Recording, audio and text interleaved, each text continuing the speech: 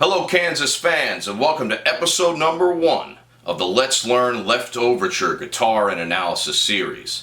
Now this is the first song by the band Kansas that I've featured on this channel, and it just happens to be the one that put them on the map.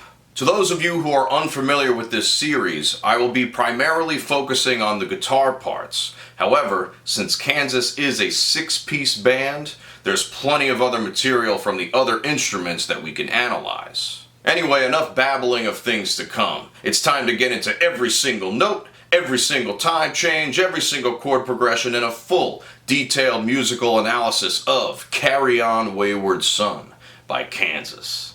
Let's get it.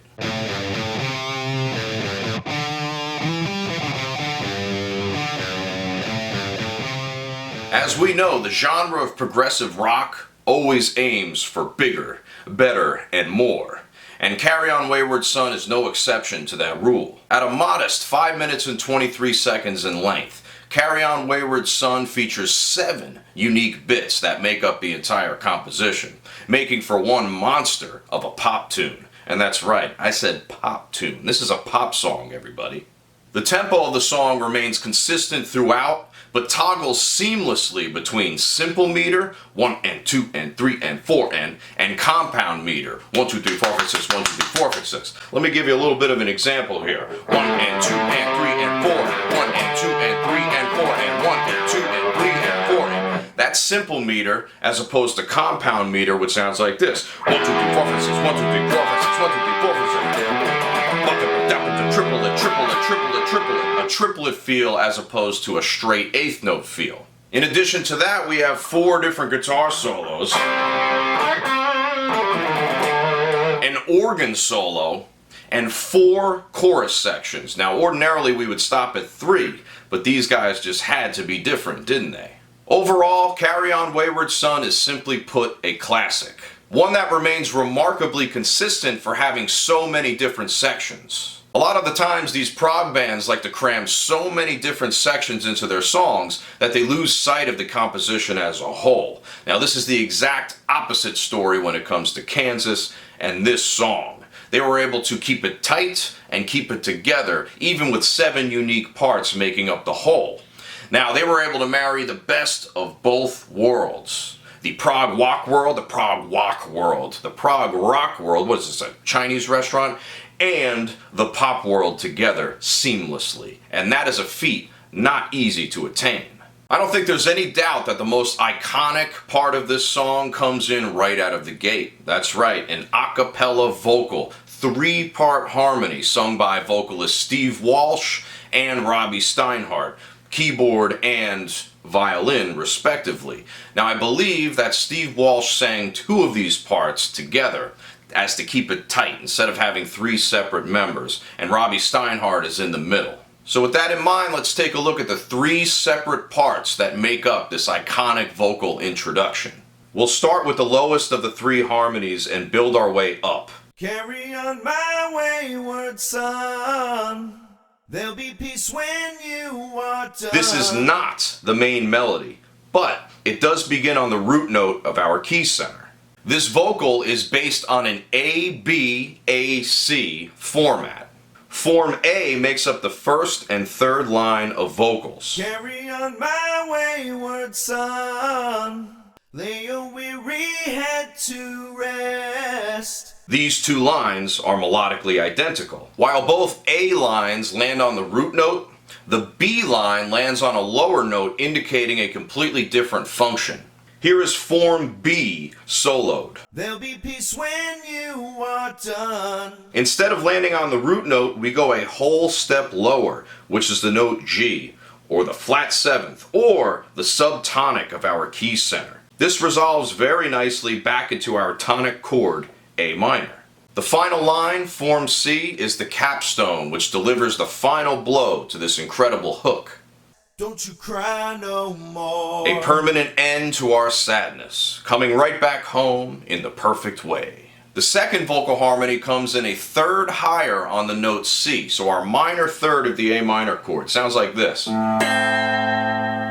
Carry on my wayward son, There'll be peace when you are done. Instead of being focused on an A minor sound, this line is focused on a C major sound, starting explicitly with a C major triad, which is the relative major of the A minor scale. The final vocal harmony is not only the highest in terms of range, it is also the highest in terms of importance, as it's the main melody of the entire song.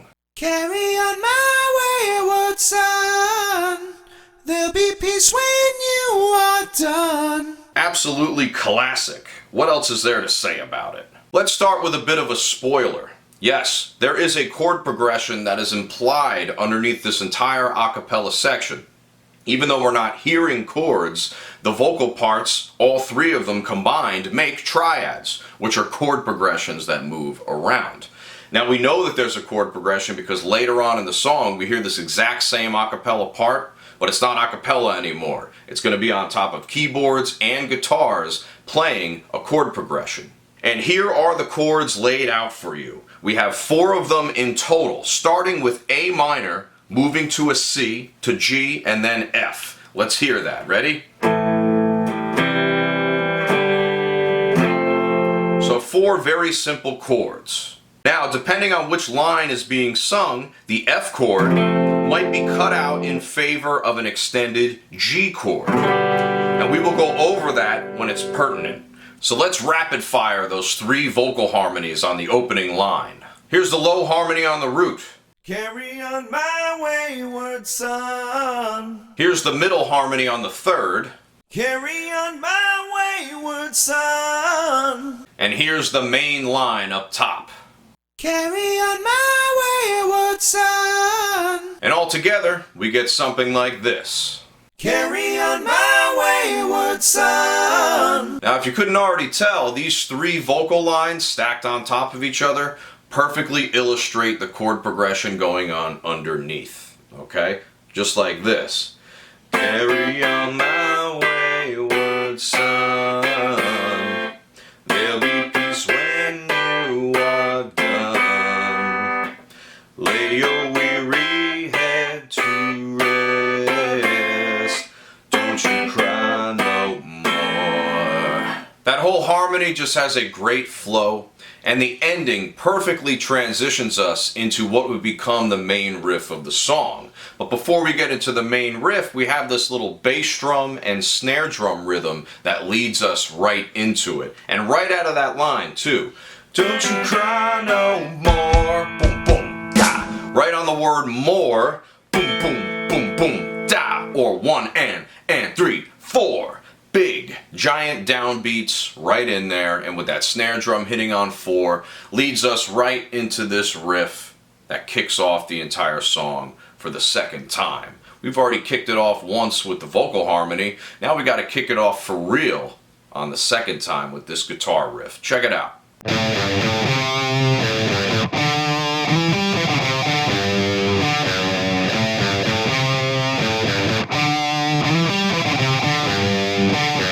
Classic, classic, classic, classic. What else is there to say about it aside from classic? Absolutely nothing.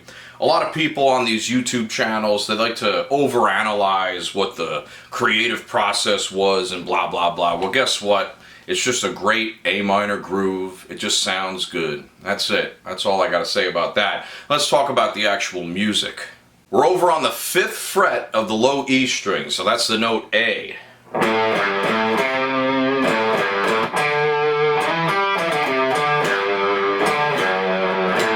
Pay attention to what I'm doing on those held out notes.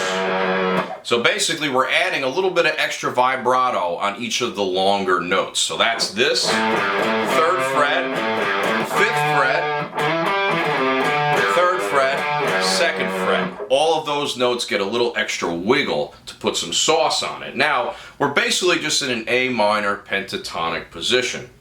And all of those notes correspond directly with that. 1, flat 7, 1, flat 3rd, and then the same deal. To the 4th, then we slide up to the 5th, flat 7, and then we come right back down again. So all the A minor pentatonic notes move like this. 1, flat 3, 4, 5, flat 7. And that gives you the entire scale. Now this G and F sharp on the bottom indicate a chord change. Okay, so we can say that all of this is just going like this. A minor, D, then to G. And then we have an F sharp on the bottom there, which might indicate something a little bit different. And that is the Dorian mode. So, in a normal A minor scale, we have A, B, C, D, E, F, G, and then back up to A. Okay, root, second, flat third, fourth, fifth, flat sixth, flat seventh, and roots. Now in the Dorian scale, we raise the sixth, so it's a natural sixth. It's as if it's coming from A major, but we're playing an A minor scale. So, watch this. The root is here is A, second is B, flat third is C, fourth is D, fifth is E. That is an F sharp, that's the natural sixth, that's the Dorian note, and then the flat seven. So the only note that changes is that F sharp, and that's exactly what we're seeing in this chord progression. The last thing we need to cover in this riff is the rhythm, which has some very interesting accents, even though it's in 4/4. The way that the accents hit make it sound like there are different time shifts within this 4/4, but there really aren't. It's all in 4. So let me give you an example of what I'm talking about. In this riff, it's going to feel like this. 1, 2, 3, 1, 2, 3, 1, 2, 1, 2, 3, 4. Notice how I have a feeling of being in 3/4 at the very beginning. 1, 2, 3. That bit of the riff is 3 counts total. Then the second part of the riff is also 3 counts. So 1, 2, 3, 1, 2, 3. And then this last bit, 1, 2. Before heading into a measure that finally feels like 4. 1, 2, 3, 4. So all in all, we have 3 measures of 4 with 12 total beats encased within them. So a 12 beat phrase, and that number is going to become a little more important as we move along. The other critical part of this arrangement comes in the form of the organ part.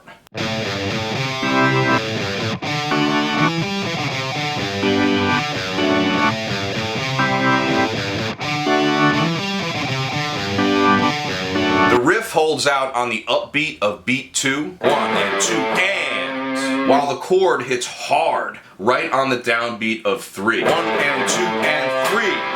This happens again on the next go around.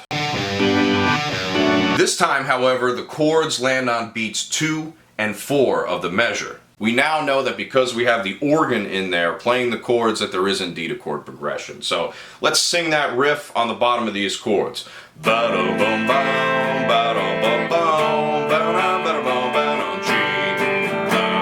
And that D is a D over an F sharp. So we basically have the A minor chord as the 1, the C as the relative major or the flat 3, the D as the major 4, the G as the flat 7th, and the D over F sharp as being a major 4 chord in first inversion, indicative of the Dorian mode.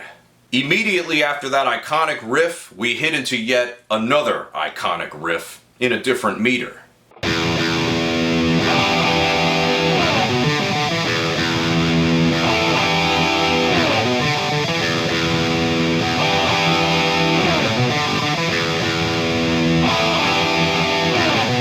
Aside from the obvious 2 guitars playing the riff, there's also a piano part doubling it as well. It's a pretty simple part, but it adds another dimension to the whole situation.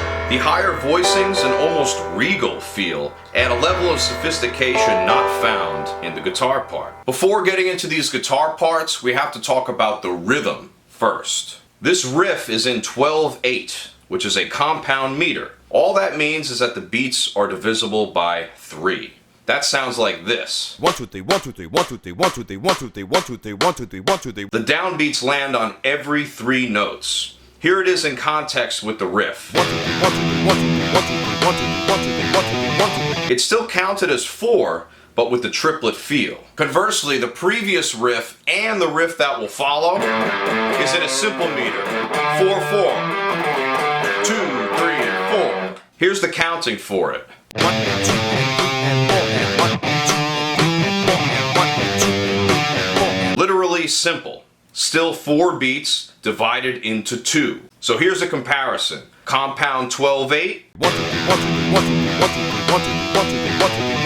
and simple 4/4. 1 and 2 and 3 and 4 and 1 and 2 and 4 and 1 and 2 and 4 and Same exact tempo, different feels. This riff has 2 separate guitar parts that make up the bigger picture, so let's look at the lower part, which is kind of the basis of the whole idea. We're starting off on that open E, right? All downstrokes. You also want to put an extra E in between the first 3 times we play that. It's very hard to hear this, but if you listen to the isolated tracks, that's what's going on. The first 3 times. The last time, the 4th time, does not have that, so pay attention to that. So here we go. We come in with that power chord right after, and then we hit with this riff. This is like an E minor pentatonic riff, or outlining an E minor 7. Now notice I use a very specific picking pattern for that. So I'm hitting this right here. I'm starting with downstrokes as I move along because we're hitting this with a down, and then we're going like this. Hammer into the 7th fret, downstroke, and then up, down, up. So I'm using all downs for the first half, and then alternate picking the later half. Down, up, so that I can come right back and hit those big E's with a big old downstroke at the end. Here it is one more time, slow. Down, up, down, up. You really want to make sure you do that articulation, otherwise it's not quite gonna sound exactly how you want it. On top of that comes the moving riff that I think the general public is a little more familiar with. About 80% of this riff is exactly the same as the lower part, but we're almost creating a harmony with this. Check it out. Ready? 12th fret. 14th to 12th. So there's a few things to talk about here. First of all, the 2 notes that we play here on top of an E create an E minor 7 triad. Not really a triad, or an E minor 7 chord. We have the root on down here. Then we have the flatted 7th and the flatted 3rd that make up the upper structure. This will also later on be known as the Judas Priest chord because it's a perfect 4th, alright? So, nice little vibrato, and you want to accentuate the slide on the way out. Really exaggerate it because that's how it is on the recording. Then the second time around, just come up to the 14th fret, which is really an A, alright? So it's implying that we're going from A to E minor. This riff is an E minor or E Dorian, which is exactly a 5th away from our original key center, which was A minor. So here's A minor, and here's our new key center. That helps us switch between these 2 key centers very smoothly. It's also part of the blues progression, so we can keep it sounding like rock and roll, if you know what I'm saying. Now the smooth transitions don't end there. We actually come back another 5th away, back into A minor for this awesome first guitar solo within the song, over the first riff as well.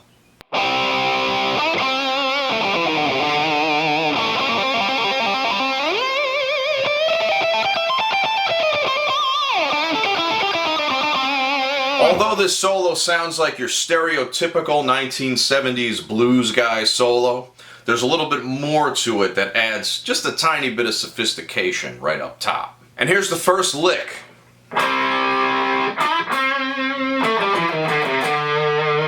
So nothing too crazy there. We're starting with, which basically is a C power chord, but inverted, right? So it's a perfect 4th, but it's on top of an A. So this creates an A minor 7th chord, with the 5th fret of the D being the flat 7th, and the 5th fret of the G being the flatted 3rd. So, gives that A minor 7th sound. Then we have this little bend, a real quick one, a full step, and choked at the top.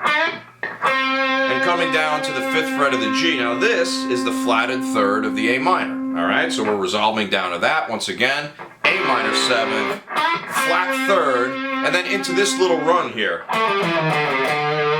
Now that's a pretty cool lick right there. It's all alternate picked. That's the thing. So you want to blast down, down, down, down, down, just like like that, and we're resolving on the 5th fret. Now I say resolve because that's the 4th of the A minor. That's basically an 11th. Not much of a resolution, but it sounds pretty damn awesome when you hold it like that. You gotta hold notes that don't necessarily resolve well with confidence and gusto, alright? So, gusto and a lot of balls down there, just like Kansas in the 1970s when they were at their peak. The next lick is a great example of something that sounds stereotypical and repetitive, but it actually has a very tricky stretch that goes along with it. First I'm going to play this lick fast, and then I'll play it slowly for you.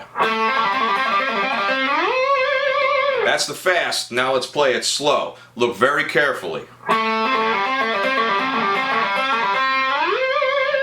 Basically, it's a repetitive A minor pentatonic lick that uses a series of pull-offs to get the job done. You're basically just going to pick one time at the beginning, and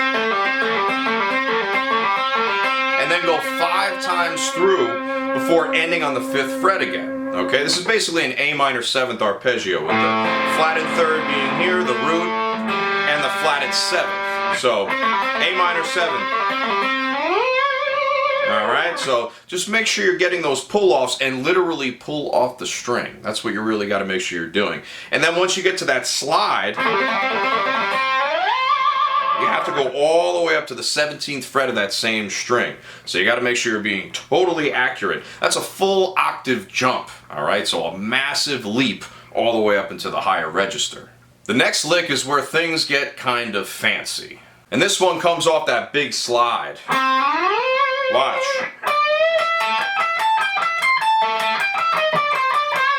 You got to get each of those notes exactly how it's played. Now the only real break you have is at the beginning and the end. So the first bend is a full step, and you have just a slight second to get prepared for the onslaught of notes that's going to come next. So we start off like that and we go here. You do a double on that shape. 17, 20, 17. Try to alternate pick all of those notes. Okay, and then we continue on with this. 20th fret on the high E this time, and going little Jimmy Page shape there, a little Stairway to Heaven. But we're only doing it once. And then coming down. That's a nice blues ending right there with that D sharp in the mix. So let me play it slowly one more time.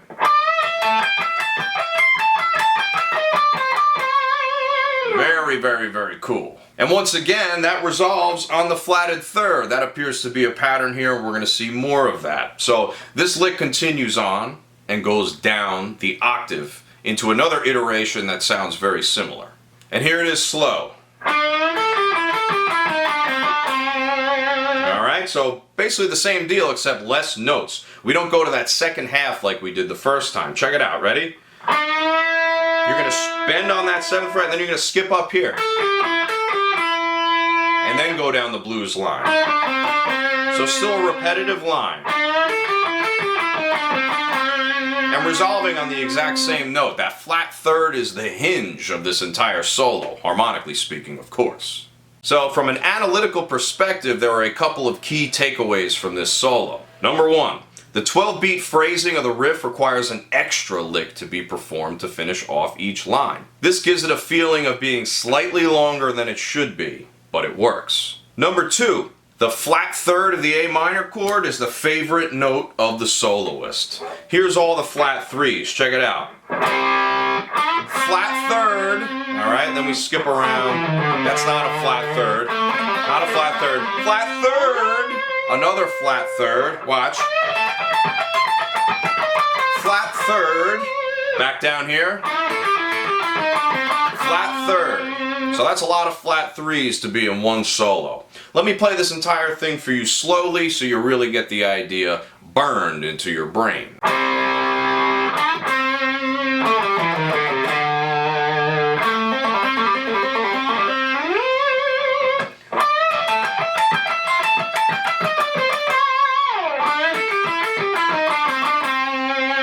Very cool. Coming out of the solo, we go right back into the E minor compound riff like this. With the same 2 guitars and the slides, but we have an additional guitar coming in way up top. Take a listen to this.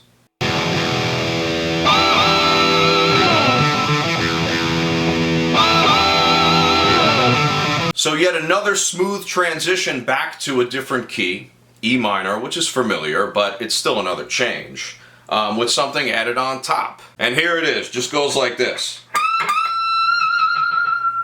Then you do it again.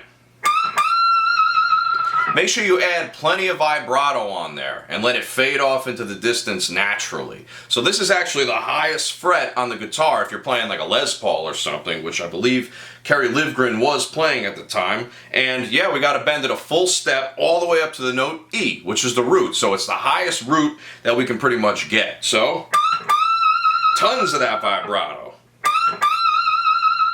Very, very, very nice. Now those stratospheric bends basically serve to add an additional accent to what's already there, right? The same rhythm is played in everything. It just makes the whole entire section sound huge, monstrous, and wide.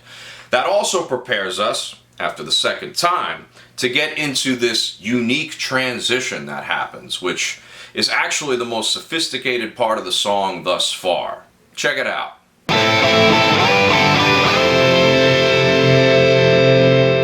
In typical Kansas fashion, we have something hitting us from out of left field that's very complex. 4 guitars layered on top of each other, one playing the chords, and 3 guitars on the top of that playing a harmonized lick that transitions us into the next part. All the while, we're playing something completely unique to this part of the song. We've never seen it before, but there are some consistencies tying it together with the previous bits. Number 1. There are 12 total beats in this transition, just like each riff had during the A minor section. And number 2, it transitions back to simple meter but with a triplet rhythm. This ties together the 2s and the 3s, offering it just that much more consistency. The first guitar is a rhythm part that outlines power chords on the bottom of the harmonies. And here we have a triplet rhythm in simple meter. Check it out. Triplet, boom. Very, very simple, just going between an A power chord, but ringing out the separate notes, doing the same thing on G, and then ending hard on F. That's basically the root, 1, flat 7, flat 6, which is held out, and we roll into the next part. The first guitar harmony on top of this plays around with the flat 3rd and the root of the A minor. Just like that, we got the flat 3rd to the root, flat 3rd, and then we're going to slide into this next one. And then slide into the final note. So really make sure you get that articulation down, because it will matter when you start stacking these on top of each other. Whenever you have a guitar harmony, you want to make sure you are playing the articulation exactly how the last one was played. One more time on this. And the same triplet rhythm as well. The middle harmony focuses on the 5th and the flat 3rd, so we're just moving up the triad. It's basically the exact same idea, but we need to make sure you have the same articulation. But we do have a leap here, alright? So this 5th fret goes up a step and a half with the slide, and then up another step. The other one just had steps. So 5th, flat 3rd, 5th, sliding up to the root of the G, and then resolving out to the 3rd of the F chord. One more time. And with that said, there's only one more left, and that's the high harmony, which starts up on the root of the chord. Once again, same articulation, root, 5, root. Then we hit that note. The 7th fret is actually the 3rd of the G. Okay? And then coming down, back up, sliding into the 5th of the F chord. This is a very nice peak to round this off. One more time. It's a quick transition with many guitars, but it is the perfect way to get from point A to point B, in my opinion. And to hold out that last note while the verse is just around the corner, absolutely perfect. Let's bask in its beauty by going over each individual part one more time, starting with the rhythm on the bottom. Then the first harmony. Then the second harmony. Then the third harmony. And all together now.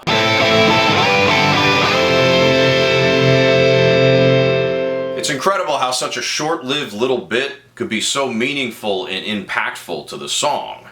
Now don't forget about it, because it's going to come back in a big way, and I'm going to elaborate on that later. For now, let's get on to the next part. Once I rose above the noise and confusion. Paired with Steve Walsh's angelic voice, this piano is sure to make our ascent to the pearly gates quick, painless, and full of hairy dudes. But of course we have to go over the chords first. There are two halves to this verse, so let's hit the first. This section uses A minor as the 1, G6 as the flat 7, and F major 7 as the flatted 6. Then back up to G6 to get back. This keeps us consistent with the transition that we heard prior. This continues onward to what can be considered a temporary key change. Here we have D minor, C, and B flat, followed by D minor, C, and G.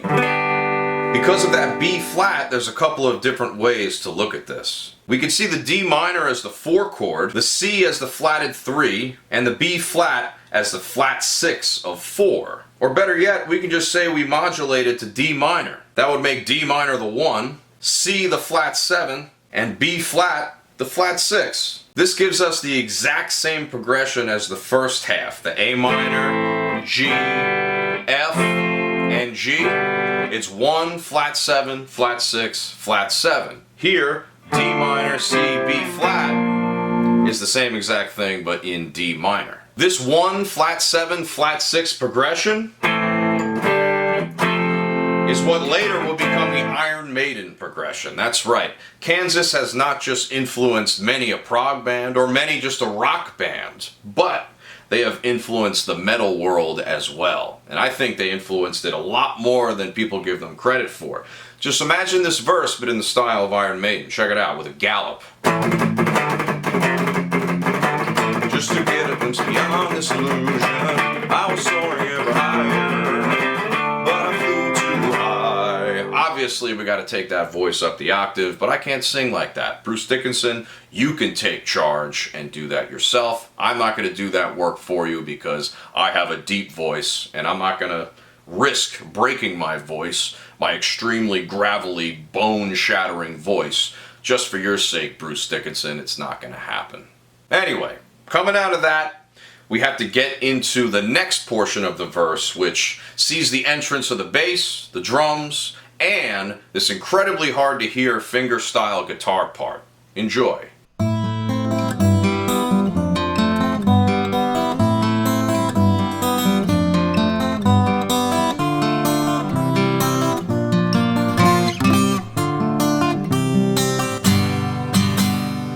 It follows the same general progression as the piano, but in its own unique way.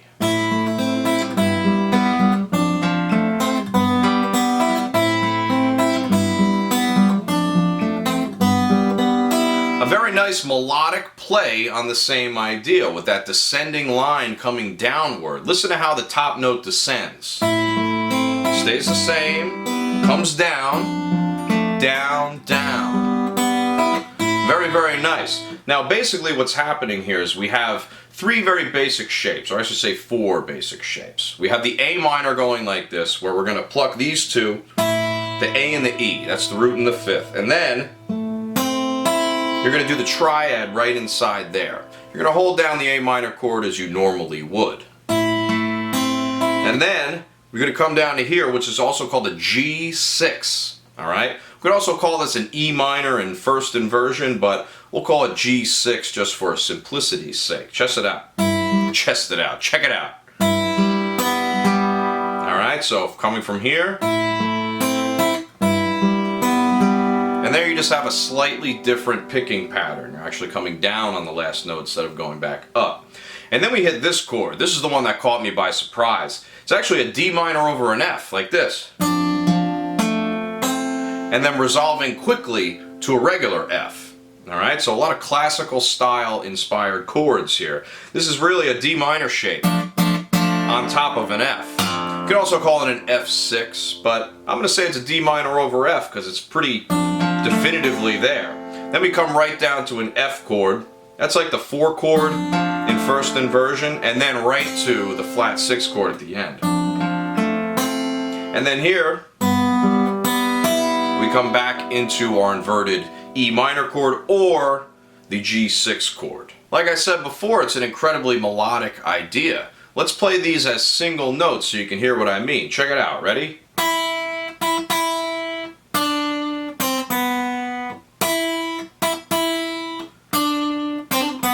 It's almost singable in a way, so it's like having a counter melody to the already hooky melody that's going on already. Pretty awesome stuff. The second half brings us through that D minor progression, but in a very specific way, starting with a regular old D minor chord. Check it out. And just plucked like that. You have the minor third on the top.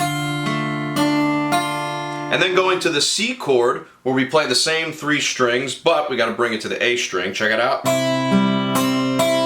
So you're basically doing the same thing, but shifting it down to a C chord. Watch.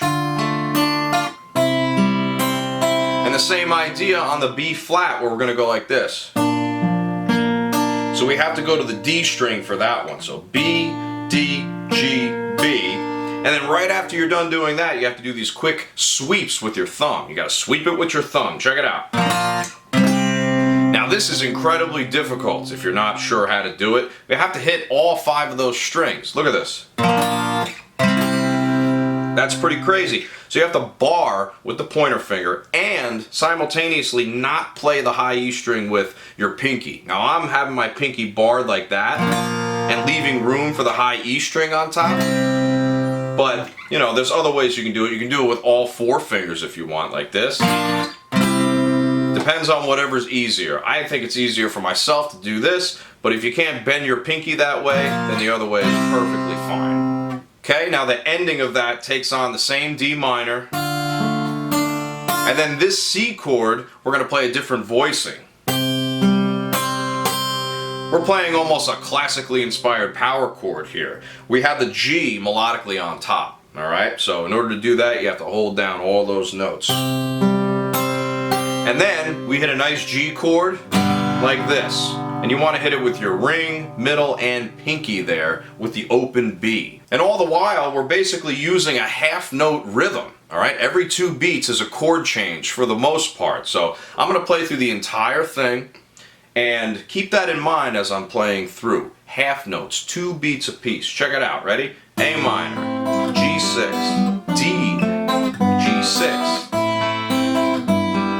1, 2, 1, 2, 1, 2, 1, 2, 1, 2. So a very cool and sneaky way to accentuate those chords in the verse. Now, if I hadn't had access to the isolated tracks for this song, I would have had no idea that was even there. So thank goodness for those isolated tracks. The next section of the song is the second chorus. This is the first fully orchestrated chorus of the song. Remember, the first one, Carry On My Wayward Son, was completely a cappella. Well, this one has the whole band playing and a whole bunch of elements that we have to go over, starting with the guitar part.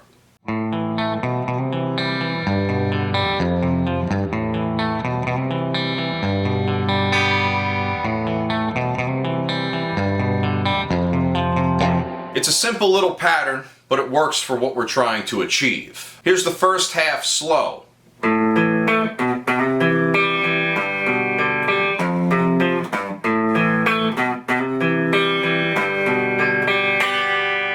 Beautiful. It sounds very, very nice. We're basically just going through the same chords that I outlined earlier on, but let's go over them again anyway. It's A, which is the 1 chord, to C, which is the flat 3 chord, to G, which is the flat 7th chord, and then F, the flat 6, with a quick G in between.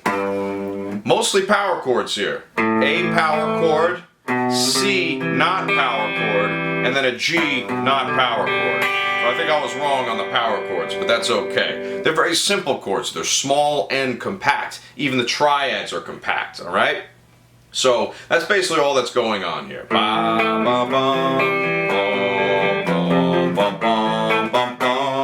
That's another detail I failed to mention there, but I'm not going to fail to mention it here. Check it out. We have to do a little hammer-on into the C. Watch.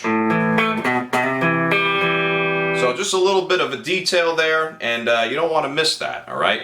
This, once again, is a very quiet part, so keep your ear up against the wall, and not the wall that Kansas built, the wall that Pink Floyd built. No, not that wall either, the wall that I built. Overall, we have a similar rhythmic structure, all eighth notes, keeping it consistent, and also every 2 beats. The second half is more of the same, but it's cut short by 1 measure. Check it out.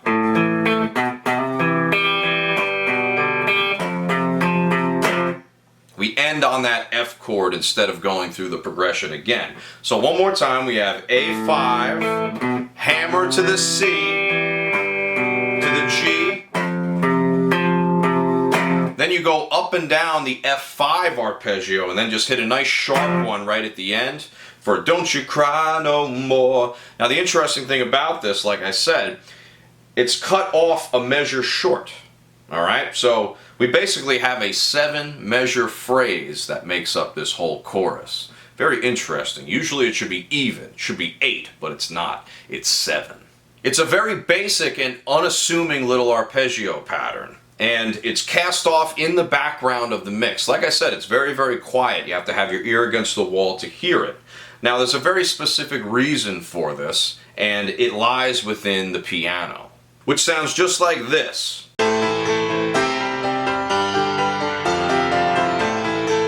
Instead of being in the high register, like the verse, it comes down to the middle register where the guitar would normally sit. This makes it harder for the piano to have its own place in the mix, which is why having the guitar lay back with such low gain and a clean tone is necessary, so you can hear all the different elements. Let's hear the guitar and piano together now.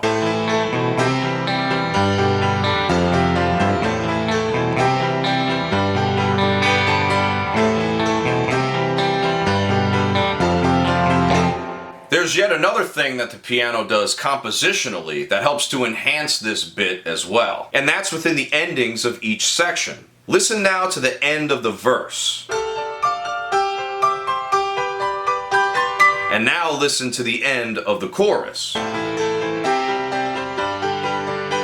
It's the same idea, but in 2 different registers for 2 different sections. The ending of this chorus section, specifically the Don't You Cry No More, has a couple of bass notes and drum hits that are unique only to this chorus. Let's hear it with just the vocals and bass guitar. Don't you cry no more. The bass is the only instrument that gives us a harmonic foundation. It's hitting a D, followed by a C, and at full speed. Now thinking back to the vocal harmony, we have an A minor triad, Cry and a G triad. no, don't you cry no. This gives us some very interesting harmony. An A minor on top of a D gives us a D9 without the third. And a G over a C gives us a C major 9 with no third. These 2 chords give us a very interesting and almost jazzy harmony to take us back into the main riff. These 2 chords remind me of something that Steely Dan would play. Don't you cry no, cry no. Or maybe Michael McDonald or something like that. Something the Doobie Brothers would play during the 80s. But in those bands, these 2 chords would have taken center stage. But in Kansas, we keep the jazz to a maximum of 2 measures because this is a hard rock band. We have no time for that pansy ass shit like those jazz guys, you know what I'm saying? Cry no, no. Don't you cry no more. Alright, now the other interesting thing is that vocal line bleeds right into the start of the main riff once again. Don't you cry no more. Following that re-intro, we hit back into the second verse, which has everybody playing along this time, including that hidden guitar.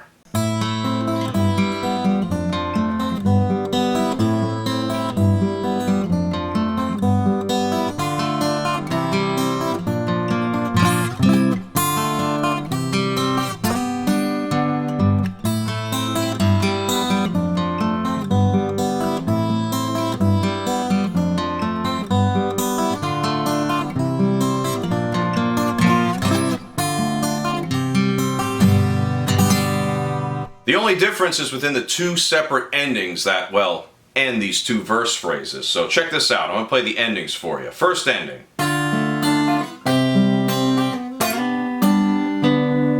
A very interesting take on a bar chord. It's almost as if we're coming from an F bar, but we're only hitting these specific strings. Every other one to be exact. Watch this. G and E string, D and B, A and G, E and D. Just like that. And all the intervals line up. All the way down to the ground, just like that. And the second ending is very similar to the very first one we saw in the first verse, but we have some 16th notes thrown in there. Watch this. Right? A little bum, ba-da-bum. A nice Spanish harmona ending to make sure that we ascend to the pearly gates with Steve Walsh. Even though he's not dead, but I hope all these guys live very long lives. They're beautiful people. During the first half of the verse, we hear the vocal melody move down to a low G, which would be the root note of that chord. It surely means that I don't know. Contrast that to the ending where the vocal melody goes up to the same root note. But I hear the voices say. This gives that note G an entirely different effect and makes the verse much more final. Let's get those back to back one more time. It surely means that I don't know. But I hear the voices say. That G becomes the compositional hinge to the verse parts. Chorus 3 is exactly the same as the first chorus, but there's an added measure at the end to extend what's going on. Take a listen to the previous chorus. Don't you cry no more. Notice how it goes right back into the main riff and remains in 4/4 timing. This chorus, however, does something different. Don't you cry no more. That's right. A measure of 2/4 is tagged onto the end to make way for that nice, which acts as a great transition into the bridge section. And that first riff of the bridge comes in and is very reminiscent of that earlier A minor riff that we had. But this time, far more technical and far faster. A lot more 16th notes.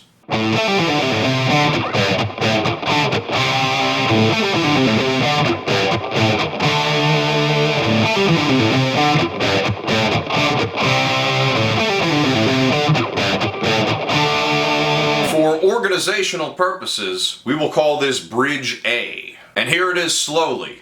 Try to get these pull-offs down.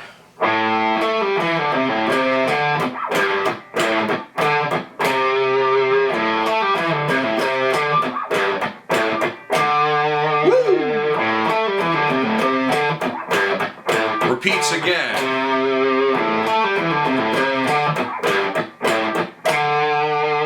So it is a purely A minor pentatonic riff, just like we saw with the first iteration. Just like this. 7/5 pull, 7/5 pull, 8/5 pull, and then 8/5 going between the two strings. That ends it on that D. Then we have these nice syncopated little mutes. Well, the mutes aren't syncopated, the notes are syncopated. Mutes are actually on the downbeat, so use those mutes to calculate where that downbeat is. Watch. And. All single notes, by the way. Once again. Mute. So the first time around, all those syncopations happen for every single note. 1, 2, 3, 4. That's 4 notes. The second time around, only 3 of them are syncopated. We end it early. Alright, so let's play at full speed just for fun. That's why you gotta get those pull-offs down. Woo! Remember, A minor pentatonic. This is also accompanied by another guitar that acts as a higher harmony. And the only difference comes with those syncopated notes, or at least the last 2 in the first case and the last 1 in the last case. Check it out, ready? Got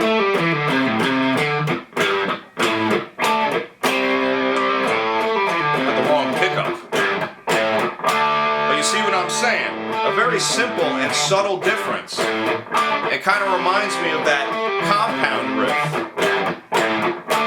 where we harmonize using the higher fourth voicings on top of the power chord, but this time we just have single notes on the bottom. So it basically just creates a big power chord stretched along two guitars. This riff alternates between another riff, a very, very short riff, which in this iteration is underneath an organ solo. So we're going to call this Bridge Riff B.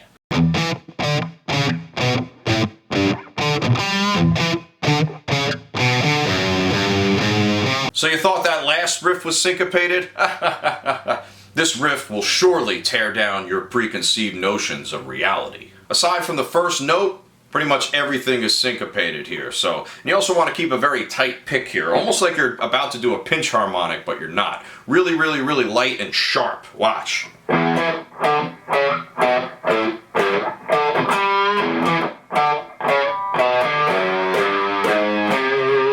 Pretty cool sound if you ask me. Now these notes create a very specific scale. Alright, now we've modulated once again to E minor. So this is very similar to the intro section where we had an A section that was in A minor and a B section that was in E minor. Well, here we have the same exact thing going on, except we have two different grooves. Now this one, we'll go down the notes E and then D, C sharp, B, A, G, D, G.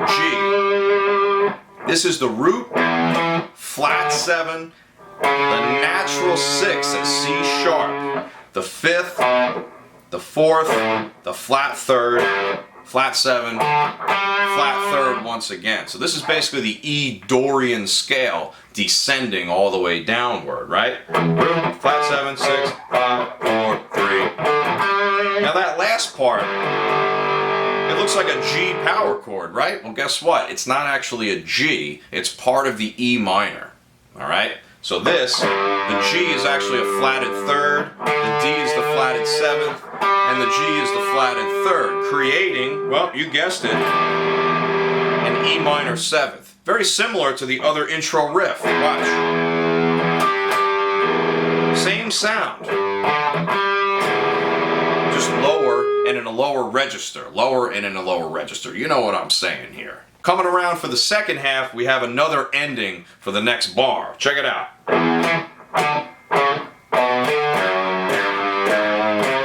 Alright, so that is a little less syncopated because we do come into beat 1 for the next measure as well once we hit that D. But this right here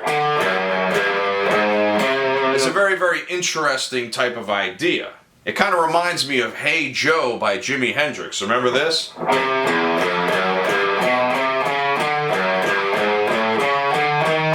That little spider exercise that goes along with the chord, well, we can say that this outlines a D chord or a D major chord, right? Just very syncopated. Or a D7, better yet. So check it out. That's the root, that's the 3rd, that's the 4th, that's the tritone, which would ordinarily go to the 5th fret, right? But in this case, we're going to the C, which is also the flatted 7th of the D chord, but we can call it the flatted 3rd of the A. So that brings us back into the key of A minor seamlessly. All right, and we're also changing it from C sharp, which happened the first time, to C natural, to modulate us perfectly back into A minor. So after that riff plays underneath the organ solo, we get back into bridge riff A to play around for the same amount of times. Then once we hit bridge riff B again for the second time, we are hit with this very short but sweet guitar solo. Check it out.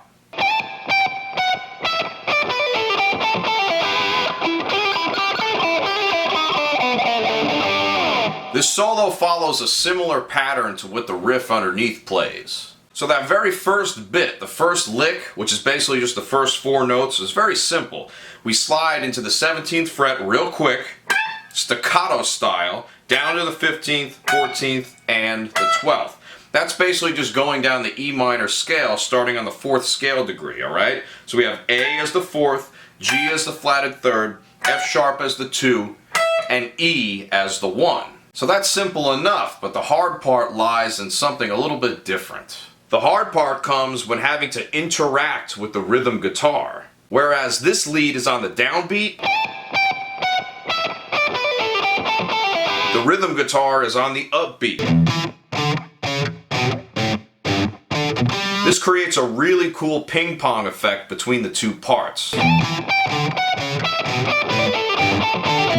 So a little more than meets the eye, eh? Let's keep rolling through these licks. The second lick has a very peculiar pentatonic run. We're still in E minor, by the way.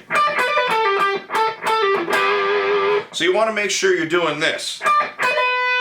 You're going to pick the first 15th and then do a hammer pull right down into here. And you're also going to pull off into that 12th fret. So, hammer pull, pick, pull, pick. Alright, so you get that double 12th fret. Alright? And then right back into the 14th fret. So, right before you do this final thing. Alright, a nice mute on that 14th fret D string as well. And that's just an E minor triad right there as well. So, one more time. And this pattern continues into its conclusion. We basically have a fast triplet hammer on and pull off going on here. Watch.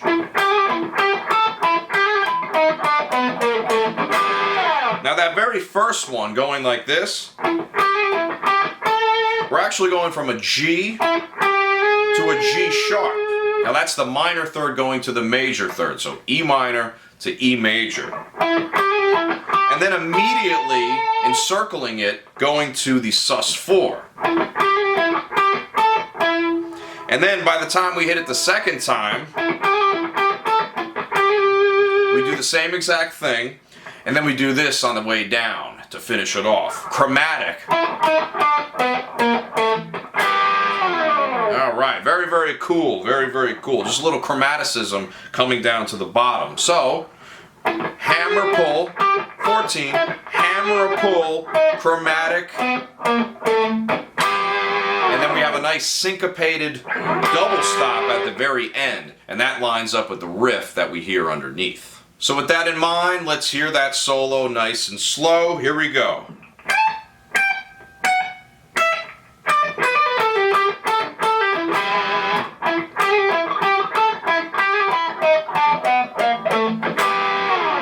It's not a difficult solo, but it is an important one. One that plays very closely with the rhythm guitar to keep us in that sophisticated blues zone.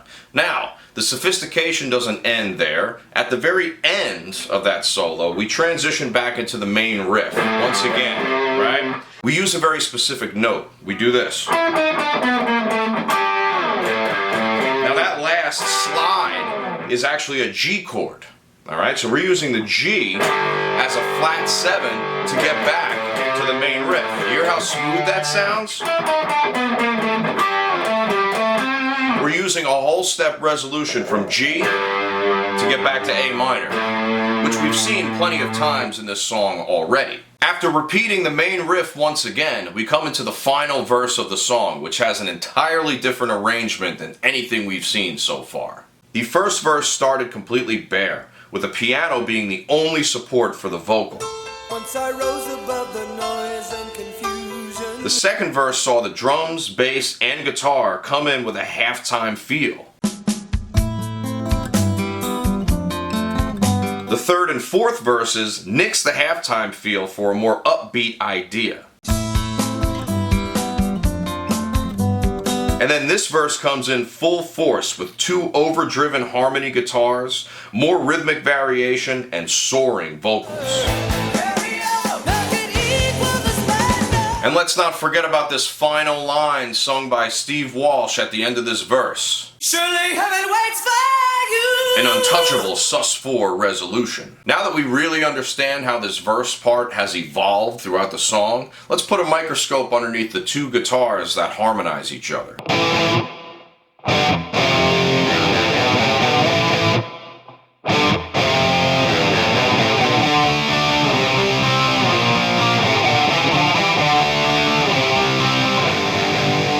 The lower harmony sets the tone, following the same exact chords that have been played throughout the previous verses, but this time with nice distorted power chords and a little bit of rhythmic variation, plus a lick at the tail end. And we come in just like this. 2, 3, 4, 1, 2, and 3, and 4, and 1, and 2, 3, 4.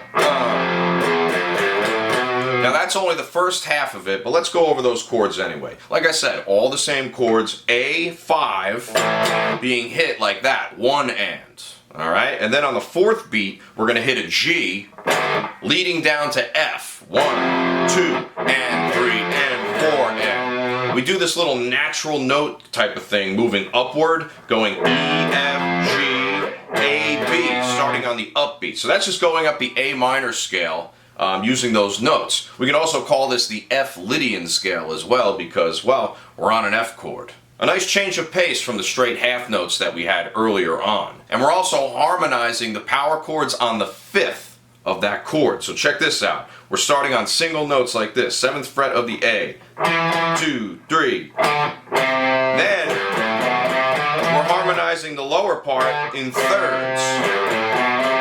So if you have this E, F, G, A, B, and then G, A, B, C, D, you get yourself a nice third harmony moving upward, which sounds really awesome when you play it in the recording. So let's move on to the D minor section. Everything is kind of in unison here, except for that final lick once again, which we'll see is basically identical to what happens in the A minor. So here's guitar 1. Check it out.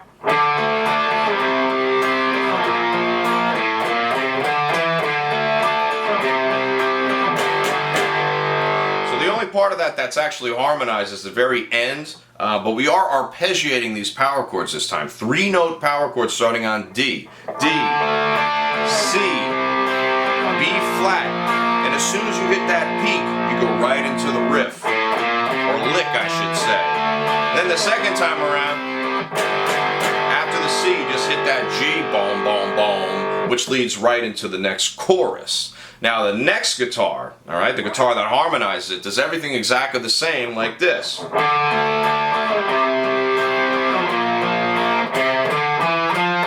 starts on the 3rd fret just like the other harmony did, alright? So we're now harmonizing A, B flat, C, D, and E with C, D, E, F, G. 3rd harmonies once again. Second time around we do the same crap. G, G, G. So let's just do a real quick overview of both of those parts together on the same screen. Here we go. Ready? Guitar number 1 all the way from the A. Here we go. 3, 4, 1, 2, 2, 3, 4. Right in.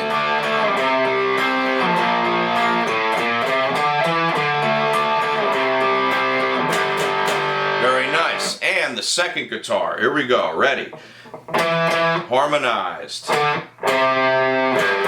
thirds, fifths. 2, 3. Thirds. D. Harmony. And the same old crap. Yeah. Harmonized lines like this were also used by bands like Thin Lizzy, Deep Purple, and Boston. And this style, I feel, helped to influence a lot of other bands as well, such as Metallica and Iron Maiden. So like I said before, in the metal world. The final chorus section sees yet another variation on its ending. This makes for 4 total unique endings to really tie this up. Here's the first chorus. Don't you cry no more. That's right. The a cappella intro has its own unique ending with a full measure of 4/4 following the final vocal. This includes the obvious bass and snare line. The ending of chorus 2 removes this measure of 4/4 in favor of coming right back in with the riff. Don't you cry no more. It's interesting to note that the instruments end a bar early to let the vocals take over for a bit, and as a nod to the a cappella intro. The third chorus then adds a measure of 2/4. Don't you cry no more. And the infamous, yelled out by Steve Walsh, is heard by everybody in the stadium. I think he was probably getting tired at this point from hearing about all the waywardness from this son, okay? This guy has no direction in life. He has no idea where to go, and he just keeps asking for help. People constantly give him advice, and he never takes it. So he continues being wayward and spiritually void for his entire life. And you know what? He's just crying and whining and wah, wah, wah. I'm a wayward son, and I'll never learn a lesson in my life as long as I live. The fourth and final chorus sees a return of that extra measure of 2/4, but this time Steve really hands it to the wayward son. Don't you cry no more. A totally different way of using those extra beats to get us smoothly back into the familiar riff from earlier. That compound riff comes just a half step away from the last chord of the chorus, which is F major 7, right? Don't you cry no more, which then goes into that E. So that half step resolution down to E makes perfect sense in that situation. Anytime you want to change keys, try to use half steps or whole steps or small increments of intervals to get to the different key centers. This is a great way to do it. Now, in addition to that, we also have two other riffs that alternate back and forth between one another. This is going to be the third time this happens in the song. We saw it in the intro with this and this. We saw it in the middle of the song with this.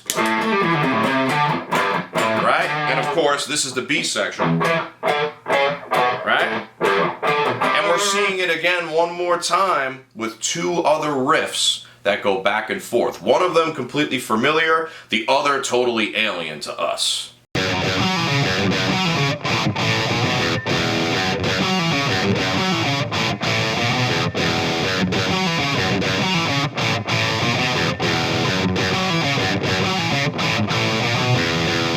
This time we remain in compound meter, which is actually a contrast to what we're used to. We're used to switching back and forth between simple and compound. Well, this is compound to compound. So here we go. Ready? And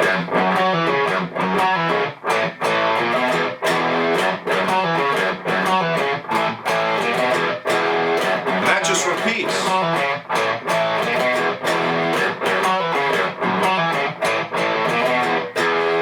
So this F sharp minor section, which is where we are, it's basically an F sharp minor blues, is actually the third key center that we've entered. We've seen A minor, E minor, and now F sharp minor, alright?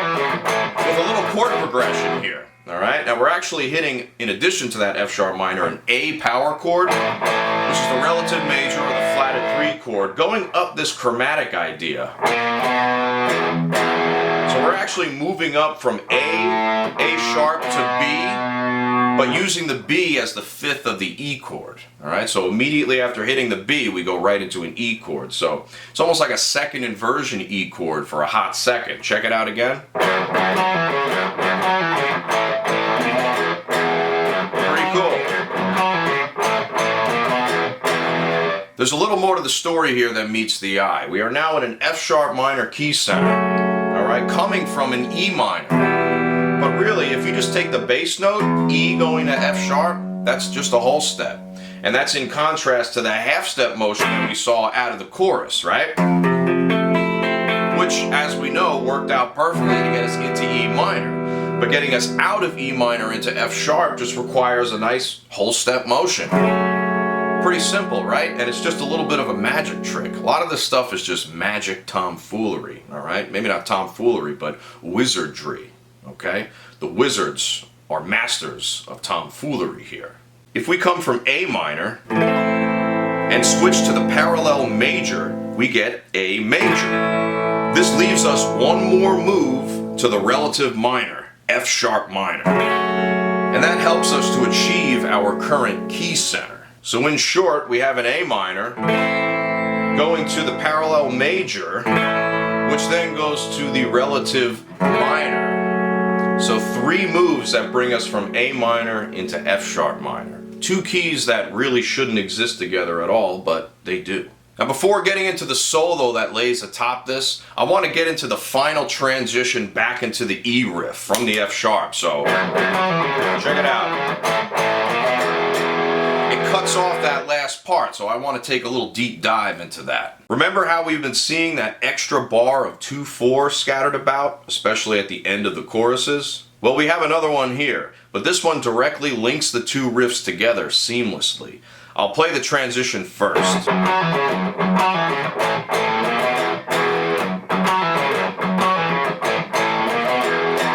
Notice how the ending 2 hits on the E become the start of the second riff. We're taking what would normally be the flat 7th of E and slamming it down as the root, but cutting off the 2 beats that would normally be there. This is accompanied by another "no more" that ties the first and second transition together. This gives us the familiarity necessary to make this transition as smooth as it is. I'll count it out for you real quick. 1, 2, 3, 4. 1, 2, 1, 2, 3, 4. 1, 2, 3. So that measure of 2/4 is really sneaky, but it works perfectly and it sounds completely natural. It doesn't sound weird or awkward putting that time change in there, so kudos on these guys for doing that. Completely cutting off that E chord to get back into the E chord. Kind of crazy.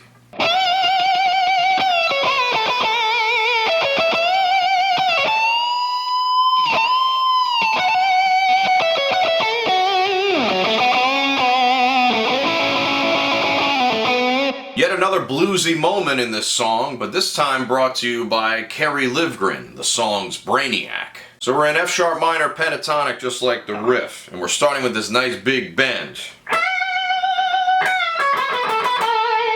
So that's the first lick right there. Very simple, but there are a few things that you need to know about it, okay? So we're starting with this big bend, full step on the 17th fret.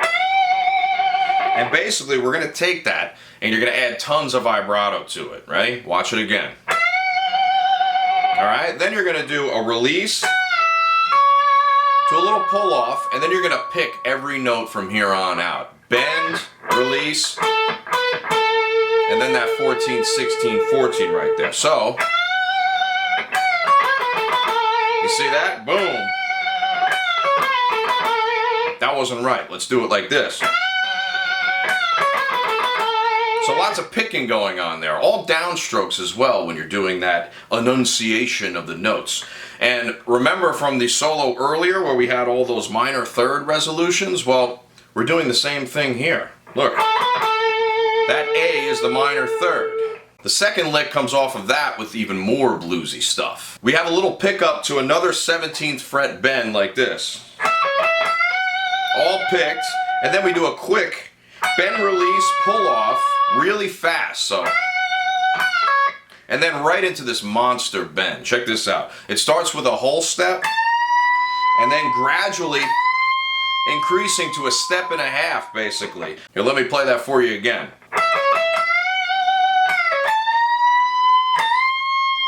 Make sure you get those bends high enough, alright? Don't cheapen out on the bends. Coming right out of that, we hit the finale of the high register with lick number 3. And it starts itself with a fast hammer pull.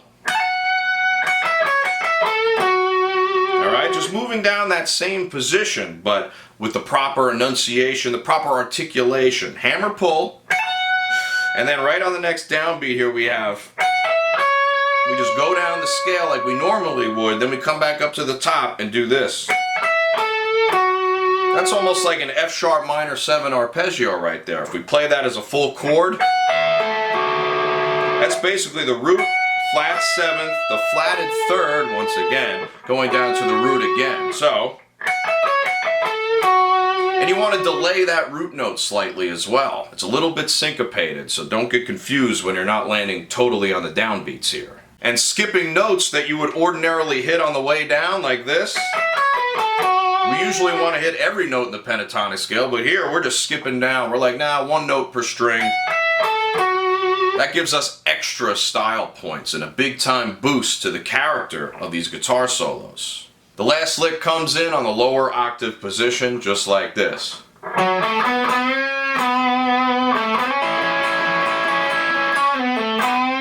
Pretty cool, pretty cool. It sounds like a very basic blues idea, but because of that time change that I talked about, it's a little trickier than that. So check this out, ready? Going right up the scale.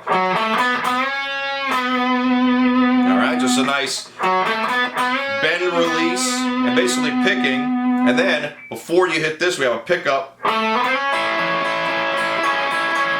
so you want to make sure you're doing all of those. That's 3 full compound beats, all right? Or 3 triplets just alternating between those 2 notes, which is C sharp and E, by the way. That's the 5th and the flatted 7th, so more flat 7th going on.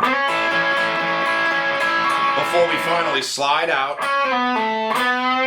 let me play this one more time for you.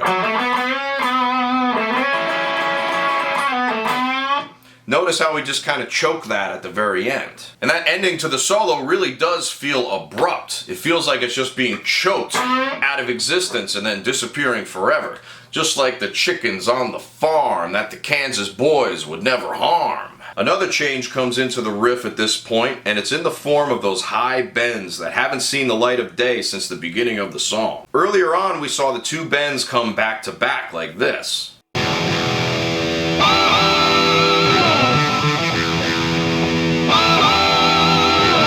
This time, however, it opts to do it every other time. Take a listen. The first time, it doesn't happen. The second time, it does happen. Third time, nothing. And the 4th time, it does happen again.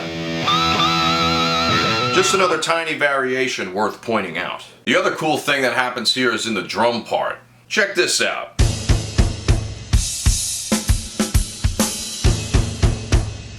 This is the first time during the song that we are hearing this drum part, proving that it's never too late to change things up a bit to keep things interesting. It's a nice triplet rhythm to give those notes more impact, a slow triplet rhythm. The tom's playing 3 notes, while the guitar plays 2, gives us a feeling that maybe the riff has been incomplete this whole time. Let's hear the 2 different bits back to back. Here's every other time.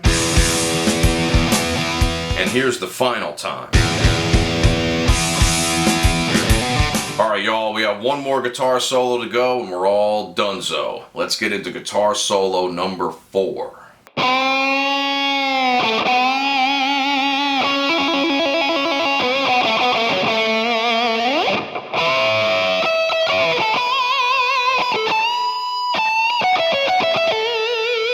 In contrast to the previous solo, this one starts low and then goes high. So we have some lengthy bends going on, nice vibrato, and a very simple start to this solo as well. So that's a nice change of pace too. Usually things are blazing when it comes to Kansas, but this lick, not so much. Coming out of that, we hit another 70s rock staple. And we go like this. You basically just do hammer-ons and pulls. And remember, when you're pulling off, literally pull off the string. See that? Use your ring finger as a pick. Basically going between the 5th and the flatted 7th of this as well. So F sharp minor 7th. And we keep that rolling for 3 full beats. Alright? So we kind of pick up into the 3 beats, so it's a little longer than 3 beats, but we go like this. 1, 2, 3. And then hit into another nice stabby lick down at the bottom where everything is picked. A lot of down picks here, so a lot of aggression on these. Especially on the G strings, a lot of aggression on the G string. I think Kerry Livgren might be trying to tell us something here. Alright, and really exaggerating those rhythms as well. It's almost like a duplet within a triplet meter, so it feels like a triplet because, well, it's a duplet. A very, very nice thing, and also we are resolving once again on the flatted 3rd, so that's another thing to keep in mind here. One more thing that happens. Let me just play the lick from the beginning and then I'll show you. It happens at the very end of it. Watch.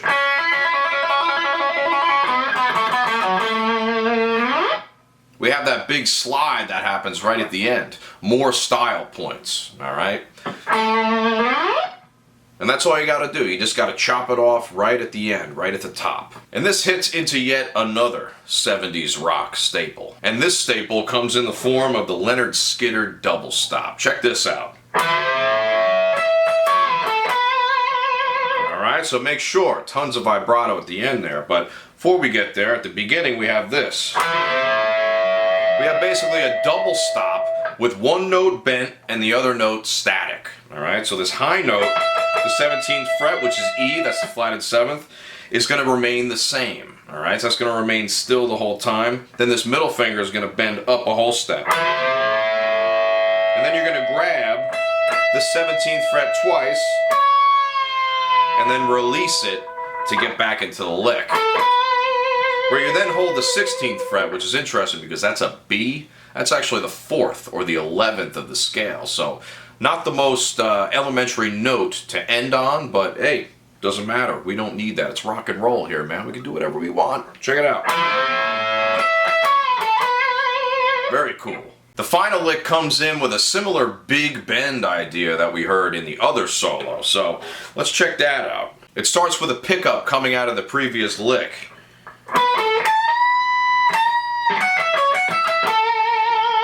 Check out some of those bends up at the top. Obviously we have the pickup first, 16, 14, going right into a whole step bend on the 17th fret, which then goes into a half step bend.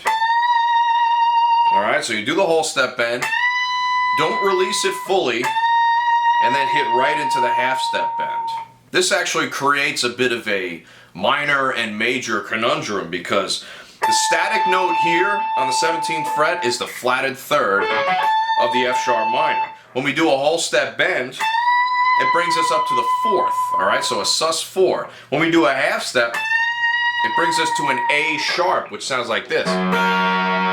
That's an F sharp major chord now. Alright, so it's no secret that in the blues world you can play the major and the minor tonality together and make it sound good. Hell, that's an A sharp right there. Half step bend. Now the whole step bend just acts as a little bit of an encirclement or a sus4. Watch. Which is the same as playing this. That's an F sharp sus4 to an F sharp. So that's basically the idea being relayed here, but in a very fancy and sophisticated way. Beyond that bend, we hit another F sharp minor pentatonic part with some skipped notes, but this time going a little less on the strings here. So we go like this. Alright, so 14, 17, 14. That's like a regular F sharp minor pentatonic. Makes us feel like we're going to go down the whole scale, but we're not. We're going to come back up and do this. You hit a double 17 there and skip right down to the flatted third once again. And that final note is an A, which is both the flatted third of the F sharp minor and the root of A. Or in this case, A minor, which comes right out of that bit off of the E chord. Alright, so we're using that A to pivot seamlessly between F sharp minor and what's going to be now A minor. But we also use the rhythm, which is an E major, which becomes the dominant chord of the A minor, to cap off the entire song with a transition we haven't heard since way earlier.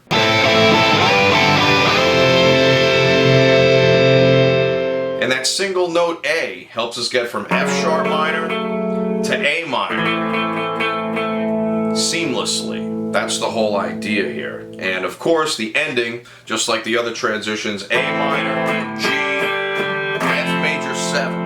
Alright, now it's pretty remarkable that we're ending the song from the key of F sharp minor, which we've spent quite a matter of time in, 2 full guitar solos over the top of it, to then end the song on an F major 7 is truly remarkable. That shows a level of sophistication that not a lot of bands can say that they have. Mostly jazz acts tend to do this kind of harmony, alright? So, well, with that said, that's going to be the end of this video. Thank you, everybody, for coming along the journey. Carry On Wayward Son. What can I say about it? It's a classic, absolute monster of a pop tune. And that's right, I'm bringing it full circle. It is a pop song, believe it or not. Pop songs don't have to be boring. And Kansas definitely told us that that's the case. If you'd like to further support the channel, please go to www.subscribestar.com/RomanOva Music. You can pledge any amount of money you want per month. There are some tiers that have some preordained rewards, let's say. The $5 option will get you extended cuts of all of these videos that I do. these analysis videos. All right, so you're going to get a solid, 15, half an hour more than people on YouTube. Okay, so YouTube people that just want everything for free and clicking on ads all day, remember, you can get a much better experience just signing up $5 a month and getting a much longer video uninterrupted by ads. Isn't that great? There's no ads on those. I don't monetize the extended cuts. I monetize these because, hey, you're not paying me. But we got to get paid. Musicians got to get paid, all right?